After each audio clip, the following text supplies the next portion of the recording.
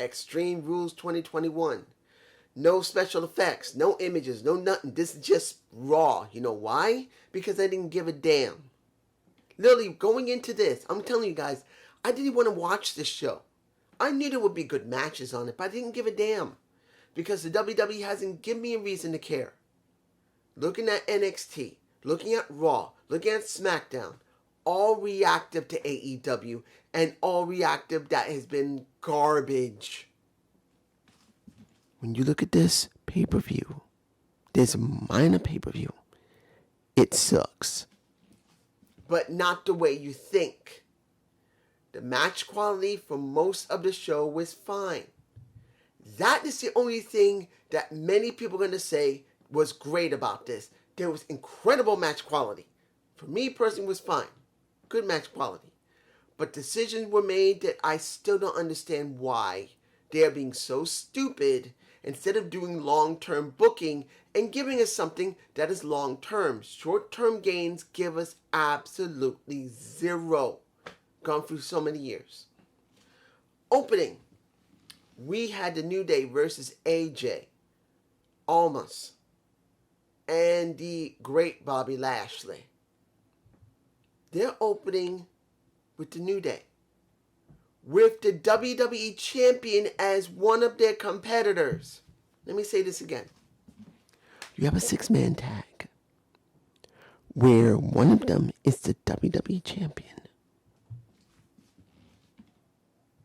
Let that sink in for a minute. It shows you how much they didn't care. There's several things here. One, I think it's John Smith. I can't remember his name. But he kept saying, veteran. These are incredible veterans. He had to be told that by Vincey. Vince was telling him in his ear, say veteran as many times as you can. I didn't give a damn about this match. Particularly that supposedly New Day is still dealing with the bloodline. But then they're dealing with Almas and they're dealing with AJ. What kind of crap is this? It's stupid. And it counts if this is even still going on because by Friday, everything's going to change. But seeing this, I didn't give a damn. They opened the show with this, where the world champion is considered a nobody. And you know why they don't care about this? Because if I can remember, New Day wins this. I had to look at my notes because they didn't care. It wasn't the match quality. Making it clear. The match quality was not the issue. The storytelling is the issue. And now this Monday on Raw, guess what we're getting? Bobby Lashley versus Big E as the opening match. You're telling me everyone is cheering about Big E getting everything he ever wanted. Getting respected. Bullshit. Remember what I told you. Big E's not getting respected because he's now opening the damn show on Raw. Because they want to try and duplicate what happened in Dynamite. And they can't. You want to make Big E mean something, you can't make him open the show. And they're not going to make him open the show Monday. This is bullshit. Match quality was fine. Now, we got the Usos versus the Street Profits. Now, Montel Ford's, I always mispronounce his name, of the Street Profits. Forbes, who is never been one of my most favorite wrestlers. I always thought Dockett was a little more charismatic. But they're both charismatic, but I thought Dockett was a little more. Just a little bit. But Montez Ford has always been someone I thought they could do something with. And seeing that he did go up against Roman Reigns last week, and now they're showing interest in him by making most of that match mean something with him getting his ribs messed up on that Friday. It's a good thing. I don't know how far they're going to go with it. He may actually go up and try to get a US or an IC title after the shakeup of the draft, which I don't know why they keep doing the draft, because it means nothing. You know why? The draft means nothing because when Survivor Series rolls around and we get Raw versus SmackDown, guess who's going to win? Raw will win. Because SmackDown has never won in the history of the damn draft. Which I don't give a fuck. But at least it's good to see Montez Ford get some really good traction in showing what he can do. In the end, the Usos won, and I wasn't surprised. Moving on. We got the match that I'm going like, why? Why? I legitimately don't understand what is the point of this match. The 12-time champion instead of the 14-time champion because they're disregarding NXT's own thing because they want to wipe the damn thing out. You got Alexa Bliss, Miss Twist Bliss, versus Charlotte for the Raw title. I forgot which one it was. Now, was this a bad match? No. It was not about the match quality. It was about the story that was trying to be told and how Alexa Bliss was telling the story. This is about the crowd wanting Alexa Bliss to win. Now, mind you, knowing how Alexa is, she's not one of the greatest wrestlers, but she's a very good character that actually took some of the gimmick of someone else that has been fired and never treated right in a Bray Wyatt Wyndham Rotunda. And I'm not against her. The work she's doing has been very good. But I truly believe this would have been the right time to give her the damn title and let her have a good run with it. Because she has not been this hot ever at this point. During that match, people were cheering their asses off for her. Flat out, this should have been the time for her to win the damn title. And it wasn't. I'm going like, really? You built this woman up for months upon months. Gave her the gimmick of another wrestler who was over more than her. But then you did nothing with him and screwed him over not once, but twice. And they still cheered for her. And then you see this match. And she loses the match. Lily gets torn apart. Everyone is cheering for her. And cheering, thank you, Lily, and thank you, Bliss. And she's screaming like crazy, losing her damn mind. And I'm going like, Vince, Boobala, what the fuck is your malfunction? Right now, they're selling Lily dolls. Right now, people love Alexa Bliss. This would have been the best time to just let her have the title. Yes, it's a minor pay-per-view, but it makes the best sense. Unless they're going to do something later in the year, like at Survivor Series, and let her get another crack at it. If they don't, this was the best opportunity for her. And pretty much, we get this. And here's the most interesting thing about this, guys. Alexa, who's not a great wrestler. She's not. She's an average, sometimes above average wrestler. Was wrestling better than Charlotte. Because of her attitude in the ring. And the holds she was giving were not the greatest holds. But she was wrestling better because she was willing to go with her character and her moniker. She is a crazy woman with a damn doll that has some type of magic power to it. And she went with that and incorporated it into that match and made it better. She put herself over and to a certain point, Charlotte. And what did Charlotte do? Nothing.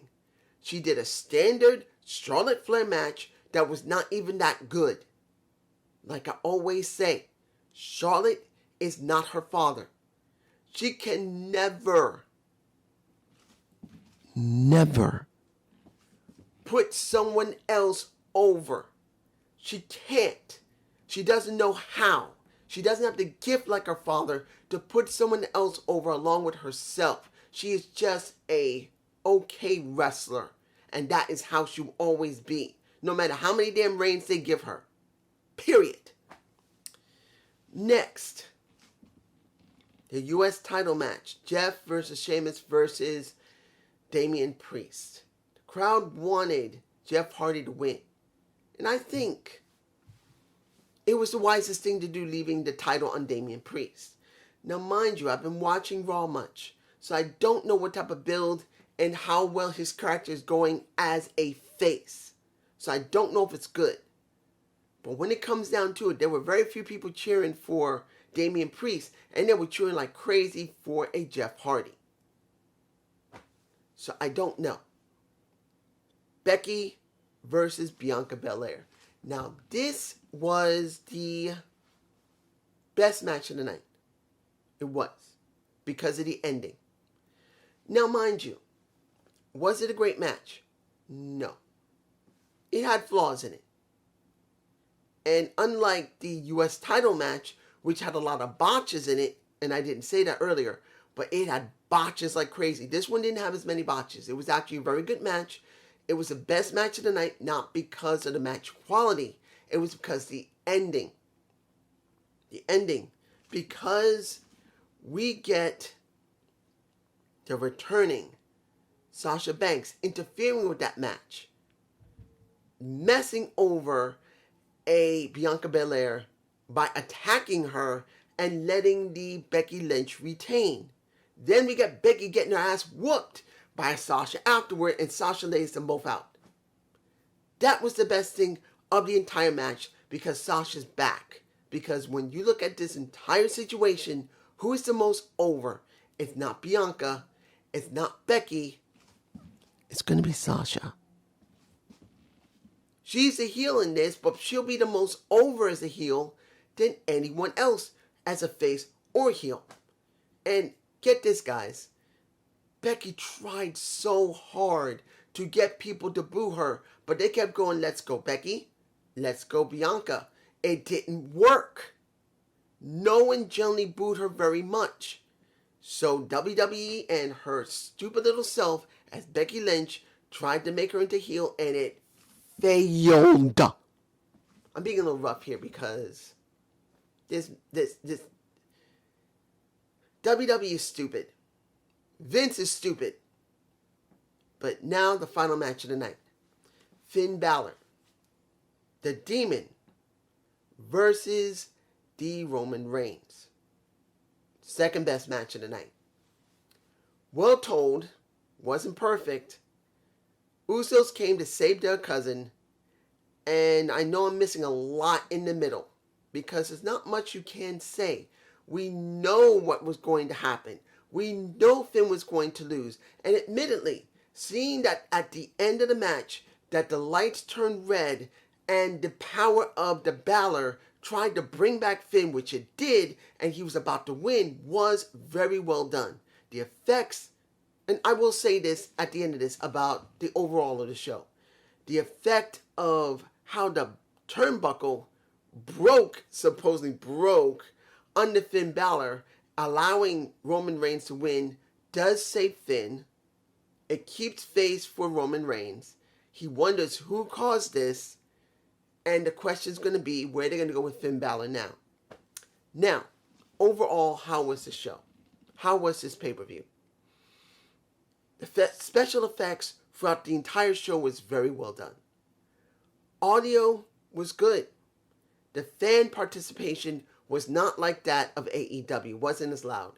And they got more people there. It just didn't sound as loud. And I think that was an error on WWE's part because of how the mics were positioned so the sound could rise much more, because you know how it is when it comes to fans. A lot of times they are cheering very loudly, but because of how the arena is, you don't always catch it.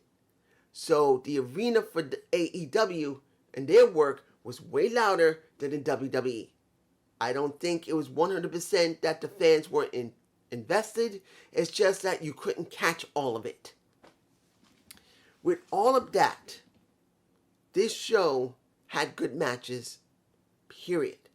And one good story that ended stupidly, and that's Alexa Bliss versus Charlotte. And I'll probably put that Bliss should have won, because she should have.